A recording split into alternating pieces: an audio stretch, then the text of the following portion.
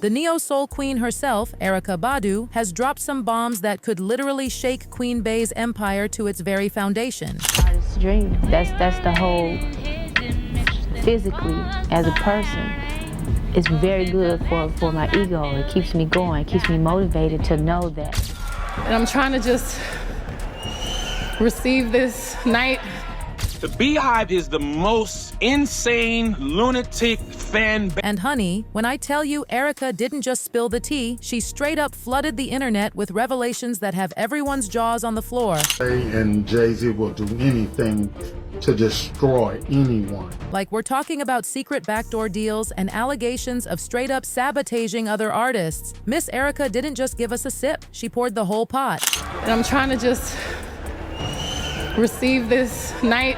Let me break down this wild situation for you. So, if you don't know about Erykah Badu's impact in the music industry, child, let me educate you real quick. This woman has been in the game for decades, and her personal life, chilly. It's just as fascinating as her music career, and let me tell you something, there's a reason why some of the biggest rappers in the game were literally shook around her. It wasn't just her beauty or talent, we're talking about some next-level, supernatural kind of energy that had even the hardest men in hip-hop feeling intimidated. Back in the late 90s, Badu absolutely exploded onto the scene, snatching up Grammys and putting neo-soul on the map like nobody's business. She was right there with absolute legends. We're talking Jill Scott, D'Angelo, Musique Soulchild, and Bilal, giving soul music this completely fresh, socially conscious twist that had everyone mesmerized. I'm getting tired of your shit.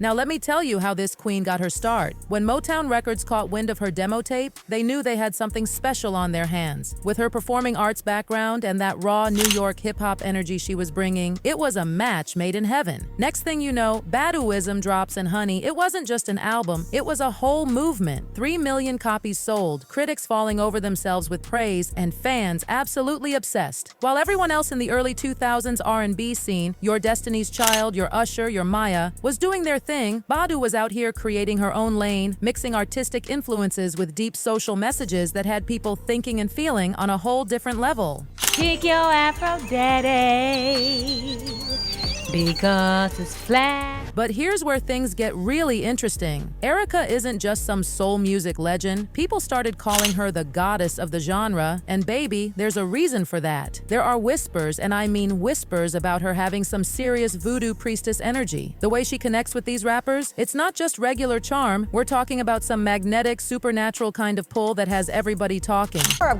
keenly aware of the urban legend that men can't look you in the eye without falling in love. That's why I try to wear, hair. Child, let me tell you about these rumors that have been swirling around. They say when Erykah gets involved with a rapper romantically, they come out a completely different person. We're not just talking about small changes, we're talking full transformations in how they act, think, and even look. And isn't it interesting that she named her label Control Freak Records? That's not just a cute name, that's a whole statement about her power to influence and transform lives. Things that I feel other people are feeling, the things that I've created or that the creator has created and is channeling through me, it's felt and heard. But wait, it gets even juicier. The whispers about Erykah's mysterious energy don't stop there. They say her freakiness isn't just physical, it's spiritual. Like if her 3 kids ever formed a rap group, they'd have coaching skills from some of the greatest in the game, thanks to their daddies, all highly respected Southern MCs. And y'all remember when she played Sister in What Men Want? That wasn't just acting, that was Erykah being Erykah. She even said it herself. Sister is just a bigger, over-the-top version of who I am. And when she talks about dabbling in arts and sciences that connect us to nature, baby, that's not just talk. Let me tell you about this wild story from Glasses Malone at the BET Awards. This man saw Erykah and was so struck by her presence that he had to tell Birdman about his plans to shoot his shot. But before he could even finish, Birdman shut that down, quick. Nah, he grabbed me again, he's like, man, she like a witch or something, man. Let me take you inside Erykah's incredible studio, Badu EXP0SES. This isn't just any regular recording space. We're talking about a whole vibe with a bed, meditation area, sauna, and piano. And get this, Erykah herself says it's haunted. She's written some of her most mind-bending songs there, and the way she describes playing that piano, chills. Beautiful instrument. Very low frequency, good for the lower chakra. Now let's talk about these mysterious tuning forks she uses, because this is where things get real interesting. Since 1997, she's been layering her music with different brain waves. Delta, zeta, beta, you name it. She's got this massive double-ended tuning fork that's specifically designed for delta waves on one side and beta waves on the other. And if you don't know, delta waves are all about that deep sleep and immune system boost, while beta waves kick your mental activity and memory into high gear. But here's where the story takes a dramatic turn. According to Erykah, there's another celebrity who's been dabbling in the mystical arts, none other than Beyonce herself. Remember back in 2018 when Kimberly Thompson, Beyonce's former drummer, came out with those wild accusations about extreme witchcraft and magic spells? We shattered everything that I've tried to build after doing that work in my life. If I always said when I was a kid, I never would want to regret anything. And that's not all. Thompson claimed Beyonce was using mind control to keep her under her thumb. Now, sure, the judge threw out that restraining order, but honey, that didn't stop people from connecting some very interesting dots about Queen Bey's behavior over the years. But wait, it gets even deeper. Let's talk about Lauryn Hill's story, because this is where things get really eye-opening. While everyone was blaming addiction or mental health for her stepping back, Hill dropped a bombshell, claiming it was all orchestrated by none other than Beyonce, someone she once considered a friend. People know that it is not a burden to love him and to represent him. Lauryn's rise to fame was nothing short of spectacular. We're talking about achievements that artists today still can't touch, even 2 decades later. But here's the thing that makes everyone scratch their heads. Why did such a brilliant career crash and burn after just one album? Realize that until you conquer the enemy in yourself, you can't deal with. Let's rewind about 15 years, when a 23-year-old Lauryn Hill was at the absolute peak of her powers. First, she dominated with the Fugees, then dropped The Miseducation of Lauryn Hill, an album that didn't just go multi-platinum, it snatched up 5 Grammy Awards. Breaking the record for the most Grammy wins of all time. Be upstanding and show your respect. It's Renaissance, Beyonce. Child, she made history as the first female artist to get multiple Grammy nominations and wins in one night. And her album, first hip-hop project to grab Album of the Year. You know what I mean? It's like, you know, you just have to stay firm. Now here's where things get interesting. The same year Lauryn dropped her solo album, guess who else was making their debut? A 16-year-old Beyonce with Destiny's Child. And honey, there's this fascinating connection. Destiny's Child worked with Wyclef on No No No, which shot straight to the top of the R&B charts. For the most Grammy wins of all time. Be upstanding and show your respect. It's Renaissance, Beyonce. As Lauryn's star started to fade, Beyonce's just kept rising. Lauryn was out here staying true to her principles, turning down the lead role in Charlie's Angels because it didn't align with her vision. In her own words, men like it when you sing to them, but step out and try and control things, and there are doubts.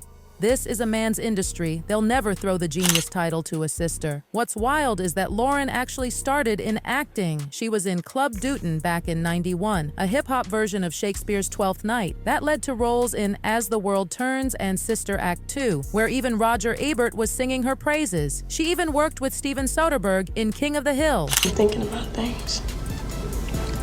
My mother thinks singing is dead. But fame started taking its toll on Lauryn. The constant tours, films, music, even shopping became a nightmare with paparazzi everywhere. She ended up ditching her managers and diving deep into Bible study sessions with Brother Anthony. Let me tell you, these weren't your regular Bible studies. CR later told Rolling Stone it was some real cult. Meanwhile, Beyonce and Destiny's Child were out here dropping independent women for Charlie's Angels. The same movie Lauryn turned down, one star fading from the spotlight while another one just kept shining brighter and brighter. I think people are so brainwashed. You get up in the morning, you click on the computer, you see all these pictures, and it's all you think of is the picture and the image that you see. The tea gets even hotter. That Charlie's Angels song? It went to Beyonce after Lauryn said no to the movie. But here's what people don't talk about enough. Beyonce has been criticized for choosing fame and money over artistic integrity. Lauryn later spilled, people need to understand that the Lauryn Hill they were exposed to in the beginning was all that was allowed in that arena at the time. I had to step away for the sake of the machine. I was being way too compromised. That most people wouldn't expect a lesson to come from. That's where I learned so much. Now, let's talk about Beyonce's Lemonade in 2016. It's giving major Lauryn Hill miseducation vibes. Beyonce even covered Hill's X Factor during her 2014 tour, but some people weren't feeling it, saying Beyonce was just using Lauryn's legacy to boost her own fame. One internet user spilled, "OMG didn't know about the waves in her music, that's why it sticks after all these years." Another one went deeper. Badu, Beyonce. There's no competition between them. They both serve the same God. That sentence to 3 months of imprisonment to be followed by 1 year of probation. And during that 1 year of probation, she'll have 3 months of house arrest. Lauryn's response? She wrote this chilling open letter about the dangerous, oppressive music industry. She's been staying underground, building a community of independent thinkers away from this media-driven military-industrial complex. And then there's this wild connection to Aaliyah. Jaguar Wright dropped some heavy accusations, suggesting Beyonce's career struggled until Aaliyah's tragic passing created an empty spot. The timing? Almost too perfect to be coincidental. Beyonce. She a prisoner. Now, you had said that you felt that Beyonce was a prisoner. Beyonce. Because I always heard their relationship. And now with all this drama about her alleged involvement in Diddy's case?